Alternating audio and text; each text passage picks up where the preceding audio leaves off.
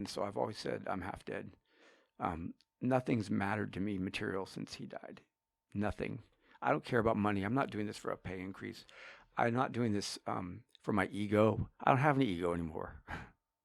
I don't care about anything in the world except for my son, my parents, um, doing the right thing. And like I said, my last thought will be I'm going to see my son when I die. So I'm not doing this for any egotistical reasons or money reasons. I'm doing this because of an injustice. And I feel it's one of the things I could do that could give meaning to my life. I do have to press a little bit harder on the drugs, just Mm. because in doing this, I'm hoping it provides clarity. Yeah. Um, Maggie Wortman, Maggie Wortman, yeah. Wortman, She's my former, my ex-wife. your ex-wife.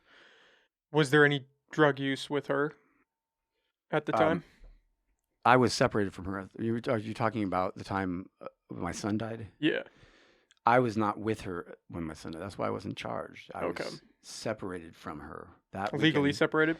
No, that weekend's a very sensitive subject for me, but I'll talk about it. I know you don't have to. Fact, It's no, I just want to. people will ask about it The if fact that I can talk about it now without breaking down entirely shows some progress because I couldn't for a long time talk about the subject. Let me put it this way: my dying thought on this planet will be, I'm going to see my son. Okay, that'll be my dying thought. So the fact that I can talk about it now is amazing. But that weekend I was separated by her. I'll say she broke up with me specifically because she was going to have some sort of party. And in retrospect, I guess it was a Friday I saw him last. She told me if I didn't leave her residence at the reservation that she would call the police on me or have me beat up. She made some former allegations against me that were dismissed, so I didn't want to get back involved in that. The right thing to do was to leave. And if you can't trust your baby's mom with your son, who can you trust? That was the thought that went through my head. And so I didn't just grab him and run because it was a coldest night of the year and the wind up there was blowing.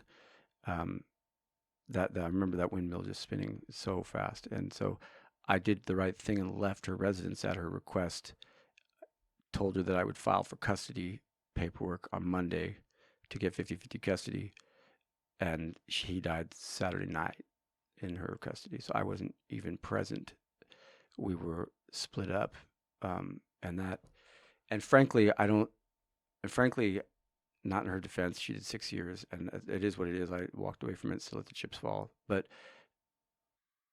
there were no organs that failed in my son's body. The report said he died of meth toxicity. It's not true because no organs failed in his body, according to the autopsy. That's a conclusion of the coroner that was not based upon the facts of the autopsy. The autopsy said no organs failed. The only anomaly in the autopsy is that said there were anomalies of the cells in his esophagus. He lost his breath. That's what it shows. The only question is whether it was intentional or negligent. It could have been the door blew open from the trailer because she was seen at the last call for alcohol at 2 a.m. at Bear River, meaning no one was at the trailer apparently, and I was at my house, of course, because I was thrown out. So the door could have blown open from the trailer and the wind could have caused him to lose his breath, or he was murdered. And I tend to believe the latter because Christy McCoy was involved, and Christy McCoy was never involved in our lives before that. She was from Hoopa. She said she was a bad medicine, a dark medicine person from Hoopa. She was a basket weaver. She was weaving the future of Maggie's daughter, and that my son wasn't in that future, and I wasn't in that future. I think she may have murdered my son, honestly, and she's now doing time for attempted murder of her father, who she shot in Hoopa. She's doing a 15-year term now. So she is crazy and she is homicidal. And she saw my son as an obstacle to Maggie's development. And I think she killed my son. And she just suffocated him. And I did that investigation on my own, starting from the autopsy and interviewing people that were present at the scene, all of whom would say, "Where's Michael?" And they say, "He's not here." She actually told a good friend of mine, Eileen Meyer, up there, or no, it was another witness that said, "Where's Michael?" And she said that, "Oh, he's down at the trailer." I wasn't at the trailer. I was home. She had thrown me out. So I was home alone. And I'll always regret not just having run with my child that night, Friday night. But They didn't do a toxicology report? they did a toxicology, and there was meth found in his system, but that's not what caused his death. She was breastfeeding. I guess she was breastfeeding that weekend. The eyewitnesses said that she was breastfeeding in the trailer, very small trailer. There was a party going on. I interviewed upwards of 10 people that were on that trailer that saw my son. He was well as late as 2 a.m., almost 2 a.m. when she left to go get liquor at the bar. He was okay. My friend Billy Robinson, who lives there, said he saw my son. He looked fine. No jaundice in the eyes, nothing wrong, nothing noted in the report that would indicate toxicity, right? And then suddenly at 4 a.m., if you date, okay, bodies get cool a tenth of a degree per hour or something like that, per half hour or something. I did the calculation that they told me, and it puts his death in the coroner agreed 4 a.m. So between 2 a.m. and 4 a.m., she was gone from the trailer. He couldn't possibly have, unless he got into something that she left around there. He was perfectly fine at 2 a.m. But the anomalies in his esophagus on a 6-week-old child, they said that was insignificant. They're the only anomalies in his entire body. There was no other cell ruptures. There was no other damage, toxicity, anything found. No cellular damage to his body except for in his esophagus. And they're telling me that he died of meth toxicity because they found meth in his blood from her breastfeeding. I think that's wrong that she was doing that, but that's not what killed him. Does meth toxicity always lead to organ failure? Organ failure leads to death. But could he have lost his breath as a result of the meth? That would be I've never even thought of that. I don't know. I would think that's a stretch. I don't know anything about meth. Yeah. But I would imagine it can't be great for a child to be consuming that through the breast milk. But then again, if she was doing that, she was probably doing that because we were on and off at that point. We were spotty at best, especially with the birth of our child. It had caused our relationship. It caused a lot of controversy down there because I was the general counsel for the tribe, and she was the daughter of the treasurer of the tribe, and I was the chairman's golf partner, and the treasurer and the chairman didn't get along. So it had been a rocky relationship, and it was not the first time probably that she had done that. In fact, I found out afterwards that during a prenatal examination by Padua, she had tested positive for meth. The baby, she had tested positive for meth prenatal. So before having yes, so that the child had been exposed to that before he was born. So you knew that she. I didn't know. No, I didn't know that till afterwards. Did you know that she was consuming anything? I didn't. After childbirth, I couldn't stop her from breastfeeding. I couldn't. I mean, I knew that she was using. I didn't. The timeline was I knew she was using occasionally, and that she was breastfeeding occasionally, and I didn't know. They overlapped. I assumed that they overlapped. I did, but what was I supposed to do? The child was 6 weeks old. I'm trying to save my relationship and do the right thing. And I'm not going to call CWS. I don't believe that's a solution to calling CWS on my own native. And Maggie has a history of her own that's traumatic, very traumatic. She had some things happen to her in foster care when she was very young. And so I was trying to work with her, and I wasn't going to cause a CWS case for my own child, and I didn't know how frequent it was. And so, yes, but that night, the influence of this person that had come into our lives that weekend, Christy McCoy, I didn't feel right about leaving my child, but it was so cold out and so windy, and I was parked in a parking spot such that Maggie probably would have broken my windshield if I had tried to take my child and run, get into the car and safely pull out. Wasn't going to happen from her place. She had broken two of my windshields before in similar circumstances. So I thought the right thing to do was to trust the mother of my child and leave the child with her. And I regret that. I'll always regret that decision. So I should have done something else. I should have gotten arrested over. I should have stayed there and said, I'm not leaving. I could, you always what if. It's a tragedy. You always what if it afterwards. And I've what ifed it for so long that it just, there's no sense to it. I mean, I went to counseling over it, and someone told me that sometimes in life that agreements are made before this lifetime about what should happen in this lifetime, and that's the only way I could even make any sense of it. That somehow, some way, God knows there was some sort of plan behind it. I mean, He did effectively save my life. My two sons, I always say, my first son saved my life. He took a bullet for me because that probably would have been me that she was trying to kill because she was a little bit crazy like that. And Christy McCoy was definitely crazy. She ended up shooting her own father, trying to rob him, and is doing time over it now. So we're dealing with a crazy homicidal person that just entered our life. So he probably took a bullet for me. And my second son then gave me a reason to live again because I was out at that point. I didn't practice law. I lived in darkness for 2 years in my house, no PG&E.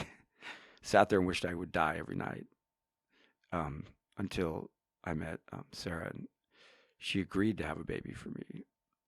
It wasn't like it was by chance. We wanted to have a baby. She said she knew my story and what had happened with Maggie, and said she'd have a baby, a child for me. And so I wanted to be a dad. So we had a child. And so my second son gave me a reason to live again.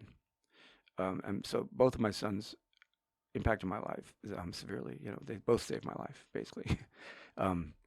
So and he is a native of Humboldt County, my son Michael, and he deserves better than what's going on in the criminal case against me. He knows his father is not a heroin dealer.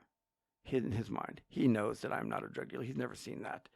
He knows I'm not a firearms dealer. He has respect for the police, but he believes that there's been some corrupt. He understands what corruption means now, and he understands that people in positions of authority don't always do the right thing. That there are cases of abuse. I'm not saying it's all police. People say, well, not all police are bad, Michael. And I say, yeah, that's one way to look at it. But look at it this way. If a bad cop or a cop that does a bad thing does something to a non-cop, a civilian, what do the other cops do about it? Nothing usually. Nothing. That's the code, right? That's the blue code, whatever they call it, the blue line. And doesn't that make them bad cops? They're good people and they're good cops, but they see an egregious violation by a bad cop and they never come out and say it and call it out like I would, like a good person would. I can't call them a good person if they're not going to call their own brethren, their own fraternity members. If they can't call them out on an egregious crime, that doesn't make them a good cop to me. They might be still a good person. So I agree that most cops are good people, but I think they're all the institution of what the police have become without civilian oversight now is a bad thing. Just like the president would be of the United States if he wasn't a civilian overseeing the military. I mean, just like the military would be if there wasn't civilian oversight of it. We need to have civilian oversight of the police. Otherwise, we're going to be a police state, particularly with the profit incentive that's been created by the asset forfeiture laws. While you were with Maggie, were you using any substances? She introduced me to all substances up here. she would say, "Hey, I'm doing this. Do you want to try it?" So, yeah, I just like in college, there was some experimentation. I was in love with Maggie. And so I followed her lead a lot. But that whole relationship Was pretty toxic. so severely impacted me. It was toxic at times, but it wasn't only toxic. There was some love there, and I think she admittedly, and her friends admitted that she got with me just to play me, just to hustle me because I was a tribe's attorney. But along the way, because I did get robbed during that by her, she robbed my house. She robbed you. She robbed me along with the tribe the same night. Yeah, and there was a lot of people that got impacted by that. It was blatant like home invasion shit. So it was terrible. But along the way, I think she fell in love with me at one point. And so that was a conflict in her mind because she was only supposed to be playing me and hustling me. So, but I was in love with her, and I certainly love my son. It was my pride. He was my pride and joy. And so I mean, I always say I'm half dead, and it's a true statement. If you ever have seen a dead body or found a dead body, let alone your child's dead body. When I went down there to check on him Sunday morning, and to bring the child, the seat, we had an exchange of property going because we broke up. So here's the baby seat, and give me my DVR stuff. Exchanging property, looked around, didn't see my son. Got her the car seat from my car, left it there, and then she said, "Michael, there's a problem with our son." And I said, "What?" And she said, "Look, he's not breathing." And I said, "Don't fuck with me, Maggie. Don't say things like that." She said, "No, really, look, he's not breathing." And she pulls him out, turns around, and he's got rigor mortis already. He'd been in since 4:00 in the morning. I was there at like 7. And she didn't notice until you showed up? She didn't notice. I don't even know where she took him out of. He wasn't on the bed when I went in there. I literally touched his little arm, and he was like this, arms spread out. He wasn't. She claimed that he was breastfeeding on her like this. He was arms spread out like this, rigor mortis. Okay, uh, I touched his little body, and I literally felt half of my soul die with him, and half of him came into me, and that's why I'm half dead. I literally felt a split in my person, a split in this energy, and it drained into him, and he came into me, and it left with him. And so I've always said I'm half dead. Um, Nothing's mattered to me material since he died. Nothing. I don't care about money. I'm not doing this for a pay increase. I'm not doing this for my ego. I don't have any ego anymore.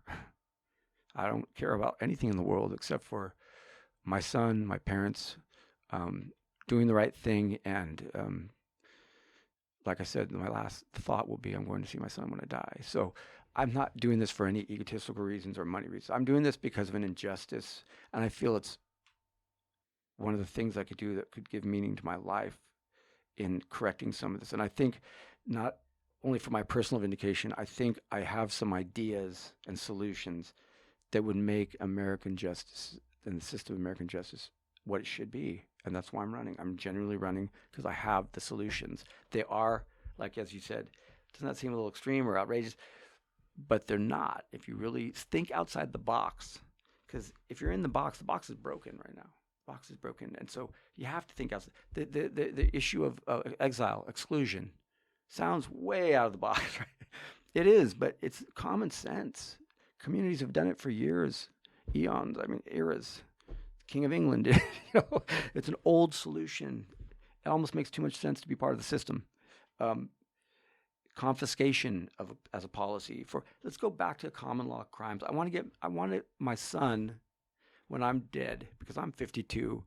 My baby's mom's a little younger than me. That was intentional because I wanted my son to have a parent around when he's older, and I'm having kids when I'm 48, for late 40s, right? So my dad had me when he was 26, and he's still around for me. So I was worried that my son wouldn't have a parent around when he's older, and so I had a child with a younger woman so that she would be around. And I want him to have a better life. I want him to have a better community. I don't want him to feel intimidated by the police. I don't want him to feel like he can't be who he is and speak his mind and work for justice and work for fairness in America. I don't want to have him move to Portugal or Greenland or one of these countries that are coming out of the dark era, the dark ages of criminal justice, which is what we're still in, and putting humans in cages for merely possessory offenses. It doesn't make any sense. I don't want my son to grow up in a world like that.